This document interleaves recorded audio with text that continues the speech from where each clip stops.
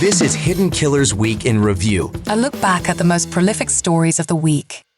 This is the Hidden Killers Podcast with Tony Brueski and continuing coverage of the case against Bryan Kohberger. It's not every day that a capital murder trial drops a bombshell before jury selection even begins. And that's exactly what happened with Bryan Kohberger's defense team. And they walked through the courtroom door on May 15th and told the judge quietly through a sealed filing that someone else might have done it.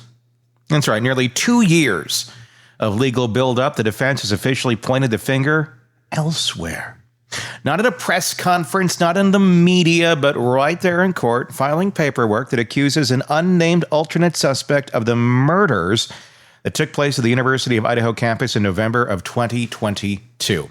Now, before anyone pictures a courtroom gasping like it's some sort of a scene from a courtroom drama, let's ground this in reality. There was no clutch the pearls. Even making that noise makes me need to cough.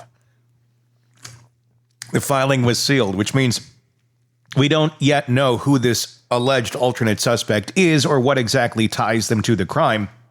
But we do know the court is taking it seriously enough to schedule a separate hearing, an evidentiary one, for June 18th. And the judge made something very clear. If this alternate theory is going to make it in front of a jury, it better come with receipts, real evidence, no speculation, no, oh, this is another person who likes to look at the stars, an unnamed man who just likes to frolic in the night breeze, staring into the sky, and then occasionally, wandering into a college home and killing people.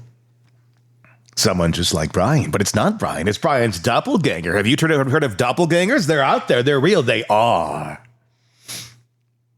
I'm assuming it might be more than that, but you never really quite know in this case. So, the defense is until May 23rd to hand over whatever they have to support this theory. If it doesn't meet that threshold, the jury may never hear a word of it. So they better have something. So why now? Why wait until May 2025 when Kohberger has been in custody since the end of 2022? Well, there's a strategic part. This late night reveal may not be about convincing the public. It's about court rules and evidentiary standards. The defense had to show its cards eventually. And with the trial looming, they've chosen now. And the prosecution, they're not thrilled. They've warned the court about a shotgun approach where the defense might throw out vague suspicions without anything substantive to back it back up. The judge seems to agree. No surprises once the jury is sworn in, so you better bring it. This wasn't the only big deal and big legal maneuver the defense brought to the table the other week. They also took aim at the biggest piece of prosecutorial leverage on the table, the death penalty. Kohberger's attorneys have asked the judge to remove it altogether, arguing that two main factors make it unjust in this case. Their first argument was diagnosis of autism spectrum disorder, because you can't kill someone with autism spectrum disorder. They don't know what they're doing. Oh, wait, they do. They fully know exactly what they're doing. And you know what? Huge chunk of the population is in this group. And it's not to say it's a bad thing. Hi, I'm there too. Not on the murderous end, but on the highly, extremely productive end of it. And it's a spectrum for a reason. And second, the overwhelming mountains of discovery materials that have been expected to be sorted through. Thousands of pages, digital records, files from multiple agencies, and some allegedly disorganized or locked in formats they can't even access, which is really just kind of BS. They can access anything they want over there. It's there for them. There's a lot. I'll give them that. But it's been there. They've had it. They've been making up stories for the last 2.5 years, about stars and all sorts of fun things. Maybe it's time you look at what you actually got, because it doesn't seem you got much. So, autism, and there's a lot of work. I don't think that that's quite going to add up to we may not kill him. Because if it turns out he is the guy who did it, and it looks like he's the guy who did it, and F autism, well, I think we might have a good candidate for the firing squad, don't you? Because if him, then who? I should say, if not him, then who? I mean, he took out 4 college students in a whim. So, I think the world wouldn't be that bad of a place without Bryan Kohberger sharing the oxygen, if in fact it is him. The autism angle here is important. Kohberger's team isn't saying he's mentally unfit to stand trial. They're saying that his neurodivergence affects how he processes emotion, communication, and behavior, traits that look cold or disconnected to a jury unfamiliar with autism. Well, it's because they're cold and disconnected. And even if you have autism, you still have to live in the society with everybody else, and you got to play by everybody else's rules. You can't just go kill people because you feel cold and disconnected. That doesn't get you a free pass. It doesn't get you a get out of the death penalty free card. Sorry. The defense is preparing for a scenario where if he's convicted, they'll argue that his autism is a mitigating factor that should steer the jury away from recommending death. The judge didn't rule on that motion right away, but he did issue one clear boundary. The prosecution cannot use Kohberger's autism against him. In other words, the state can't walk into the penalty phase and say, look how emotionless he is. That's proof he's a monster, even though it is proof he's a monster.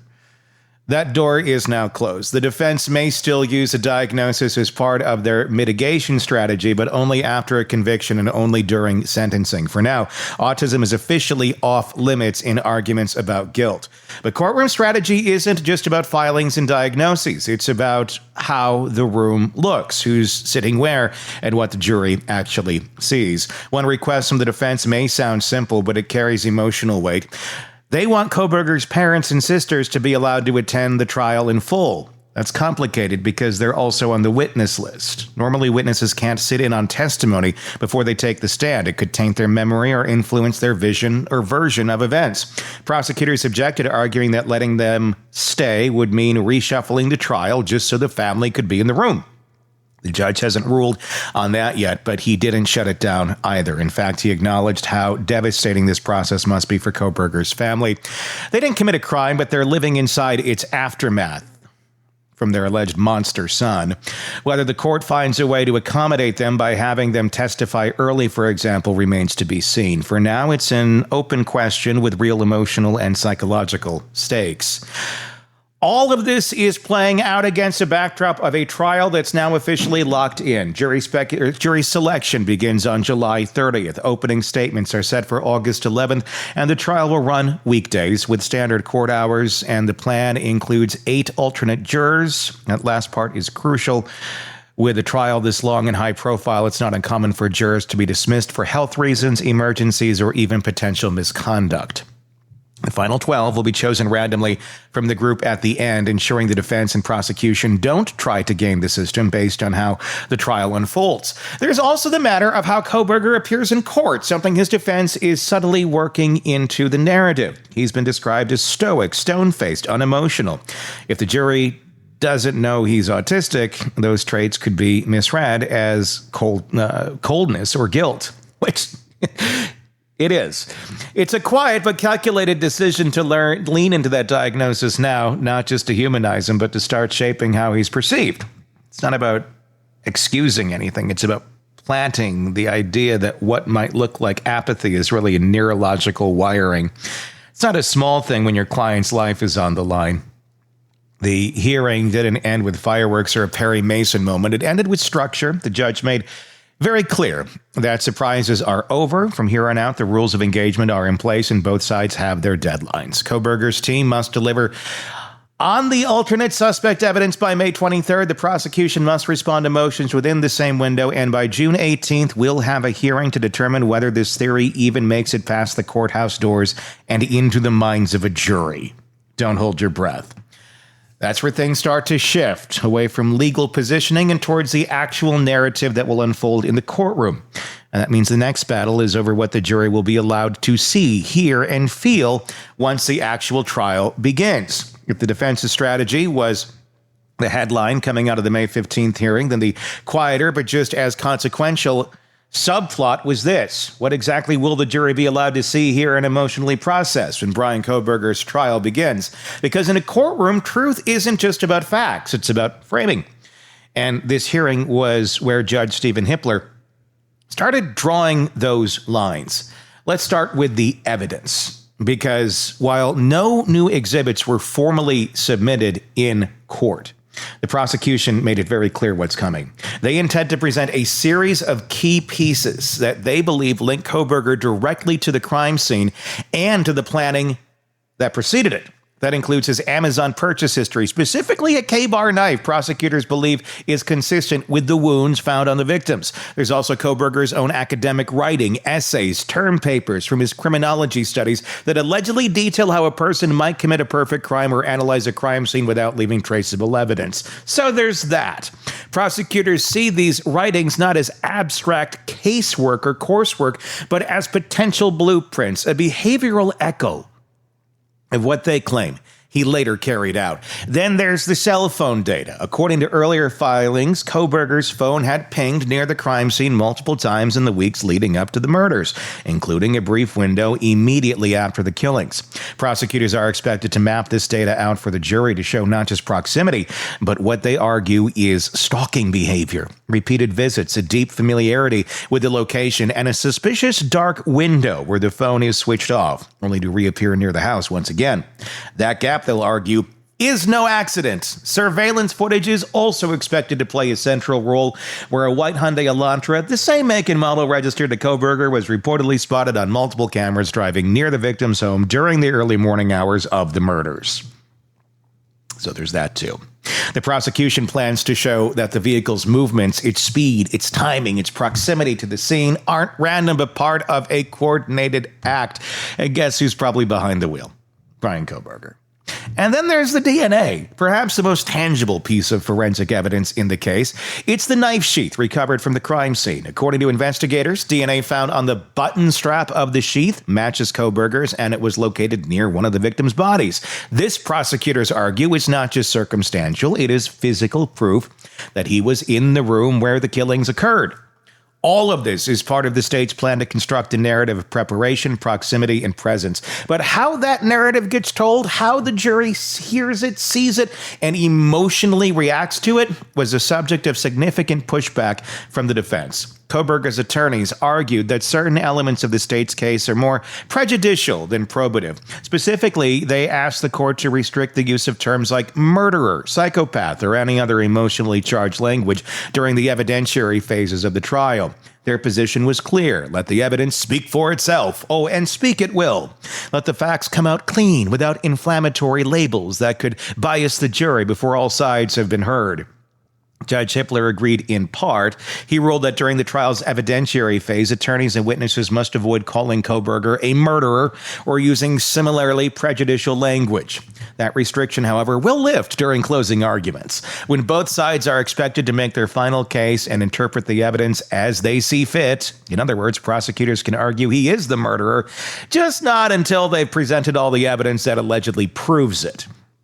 Another point of contention was the use of graphic evidence, crime scene photos, autopsy images, and other visuals that could be emotionally devastating to jurors. Well, guess what? You're a juror. This is a murder trial, and this is what you get. The defense pushed for a blanket restriction. The court didn't go that far. Instead, Judge Hippler ruled that graphic evidence will be considered on a case-by-case basis. He acknowledged the need to show jurors the reality of the crime, but emphasized that gratuitous repetition or unnecessary brutality will not be permitted. It's a delicate balance between honesty and emotional manipulation, and the judge made it clear he'll be the one managing that scale. Besides or beyond what happens inside the courtroom, there's also the question of what the public will be allowed to see. Judge Hippler confirmed that the trial will be live streamed, with fixed cameras showing the bench, the witness stand, the counsel tables. No zooming, no sweeping shots of the gallery, a clean static feed, which of course we will carry here for you with breakdowns every single day. But there are exceptions. The most notable, if the two surviving roommates from the victim's house testify, their identities will be protected. Their faces won't appear on camera, and live streaming will be shut off during their testimony. The court ruled that the trauma they've already endured, combined with their role as surviving victims, justifies limiting public access in those moments.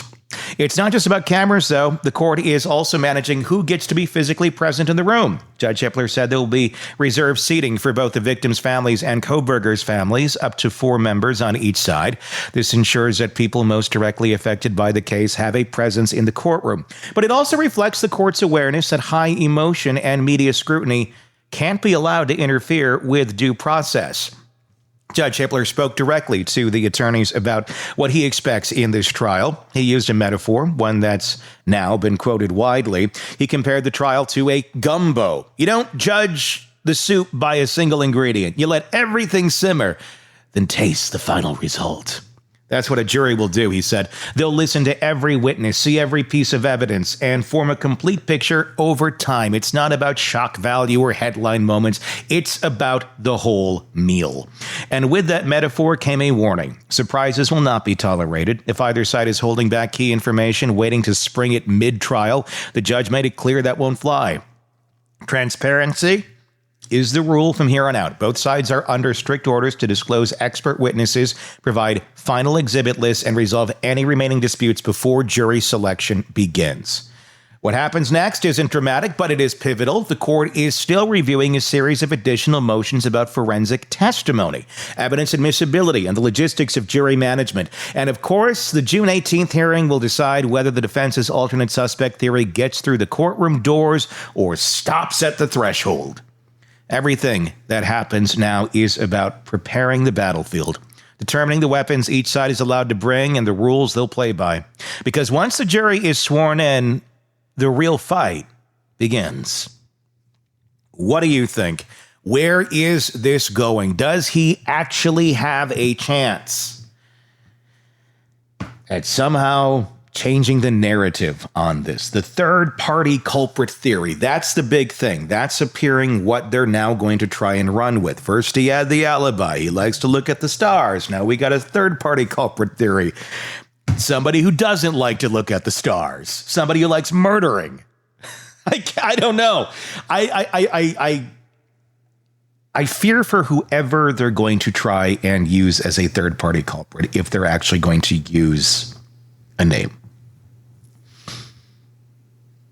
I don't know that they have to. I don't know if they. I don't know the rules of that specifically. But they're going to have to be somewhat concise. It can't just be, well, the boogeyman came in and did it, and this is what the boogeyman looks like according to our dreams. But if they start trying to pin it towards people that have nothing to do with this, or even victims, that ain't going to be a good look. And again, this is why all these things happen before the actual trial begins. So the judge can take a look at it and go, yeah, what you're saying is insane and is nowhere near reality. So if, for example, they throw out a third-party culprit suspect theory, let's say it names surviving roommates. I mean, just complete theoretical here. Let's say it names somebody who's maybe the DNA they found on the railing. Just people who have literally nothing to do with the death of these kids. That's where the judge can step in and go, nice try, but no cigar. And guess what? That even further hurt your what little bit of image you have. So we'll see where it all goes. Tell me what you think in the comment section here on YouTube or on X, Twitter, wherever you're listening to this. Love to get your thoughts. Be sure to press subscribe if you're listening to the podcast or whatever platform that may be. And if you're watching us, like I said, YouTube, Twitter, X, wherever it is, press subscribe there so you don't miss any of our coverage on this case. It is just beginning. We're only 1,000 episodes in, everybody.